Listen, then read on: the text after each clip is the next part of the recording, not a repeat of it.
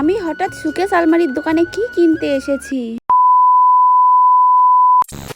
Hello everyone, আমি আশা চলে আসলাম আবার একটা মিনি ব্লগ তোমাদের সঙ্গে শেয়ার করতে। আজকের ব্লগটা কিন্তু আমি রাস্তা থেকেই স্টার্ট করেছিলাম, আর এখন কিন্তু ঘড়ির কাঁটায় বাজে সকাল 10টা। আজকে কিন্তু আমার আর আমার দাওরের দুজনেরই দুটো স্বপ্ন পূরণ হচ্ছে, আর আমার ছেলে কিন্তু তোমাদের সবাইকে হাই করে দিল। এখন কিন্তু আমার দাওর আমার ছেলের স্কুলের সামনে নামিয়ে দেবে, আর এই যে দেখো আমার মাসি আমার জন্য এখানে দাঁড়িয়ে ছিল। আমার মারও আসার কথা ছিল, কিন্তু আমার মা আসতে পারেনি। আমার দাওর ওখানে নামিয়ে দিয়ে ও যাবে শান্তিপুরে ওর একটা স্বপ্ন পূরণ করতে। তো মাসি কিন্তু জানতো যে আমরা আসবো, তার জন্যই কিন্তু একটা খাবার কিনেছিল আমার আর আমার ছেলের জন্য। তো আমরা যাওয়ার সাথে সাথে কিন্তু মাসি আমাদের খাবারটা দিয়েও দিল, আর আমরা কিন্তু খেতে শুরু করে দিয়েছিলাম। অনেকক্ষণ দাঁড়িয়ে থাকার পরে অবশেষে কিন্তু আমার মা জননী এখন এসে হাজির হয়েছে। অনেকদিন ধরে আমার মা বলছিল যে আমার একটা ঘর বানিয়েছি নতুন, তো আমার ঘরটা কমপ্লিট হলে আমার ঘরের কিছু জিনিস কিনে দেবে আমার মা। তো সেই জন্যই কিন্তু এখন যাচ্ছি একটা সুকেসের দোকানে। তো আমার ঘরে একটা সুকেস আছে, তো এই সুকেসটা একটু প্রবলেম হয়েছে, মানে একটু রংটা নষ্ট হয়ে গেছে, তার জন্য মা কিন্তু আমাকে আরেকটা নতুন সুকেস কিনে দিচ্ছে। তো এই সুকেসটা কিন্তু আমার মা নিচ্ছে আমার মায়ের ঘরের জন্য। আর প্রথমে যে সুকেসটা দেখলে ওই সুকেসটা কিন্তু আমি নিচ্ছি আমার ঘরের জন্য। তোমরা কিন্তু কমেন্ট করে জানিও যে সুকেস দুটো কেমন হয়েছে। আর এই যে দেখো এই ড্রেসিং টেবিলটা নিলাম, 2000 পাল্লা আছে, সেই জন্যই কিন্তু আমি নিলাম। কমেন্ট করে জানিও যে ড্রেসিং টেবিলটাও তোমাদের কেমন লাগলো। আজকে কিন্তু আমি খুব খুশি, কারণ আমার ঘরের জিনিস হয়ে গেছে দুটো। তো এখান থেকে কিন্তু আমরা একটা চেয়ারও নিয়েছিলাম ছোট আমার ভাইয়ের মেয়ের জন্য। তো এই চেয়ারটা আমার খুব পছন্দ হয়েছিল, তার জন্য কিন্তু মাকে বলেছিলাম এই চেয়ারটা নিতে। আর মেন কারণ হচ্ছে পুজোতে তো সবাই জামা কাপড় দেবেই, আর জামা কাপড় গাদা গাদা পেলে পরে সব জামা কাপড় ছোট হয়ে যাবে, সেই কারণেই বলেছিলাম যে মাকে চেয়ারটা দিতে, কারণ চেয়ারটা থাকবে,